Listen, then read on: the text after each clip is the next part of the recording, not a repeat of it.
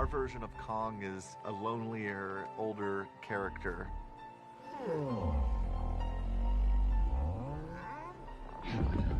That's the thing that was exciting to me about doing this movie, was being able to take a character like Kong and say, what happens with time with this character? What happens when the world kind of moves on past him? It's 30-odd years later. Adam wanted to introduce a bigger, older Kong, someone who is sort of street-worn. He's been in a few brawls, I guess, with skull crawlers and other creatures that live on Skull Island. In Skull Island, he was a bit of a teenager.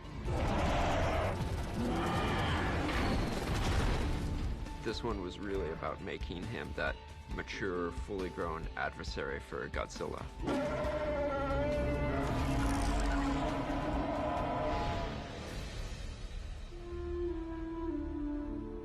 Kong classically is always a character who's kind of a romantic type. He always falls in love with the pretty blonde. And in this case, it kind of felt more like what Kong needed wasn't a love interest. He needed sort of a family. And so that's kind of where Gia comes in, is that, you know, Kong's a lonely character, Gia's a lonely character, and they really find each other. There's a real kinship between Gia and Kong that we begin to discover over the course of the film.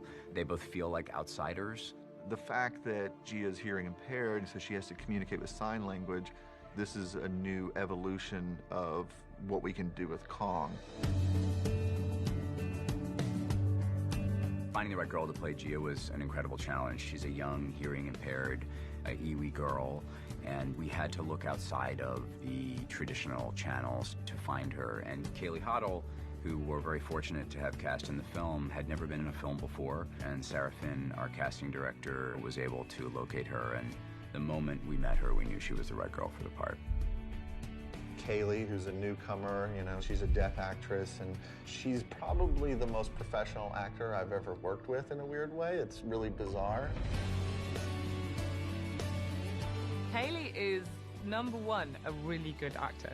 She hasn't been on a film set. This is the first time she's done anything like this, and she is as instinctive and brilliant as you could be given those circumstances. I mean, she really is very talented, so she's incredibly rewarding to work with as an actor. Like, she gives so much.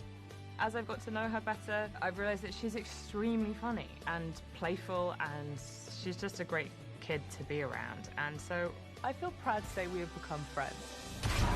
This is a battle that hasn't been waged since 1962, so it's got to be the most epic battle of all time. Two of these classic monsters are going head-to-head. That's really so exciting. This has to be the definitive answer to the question, who wins, Godzilla or Kong?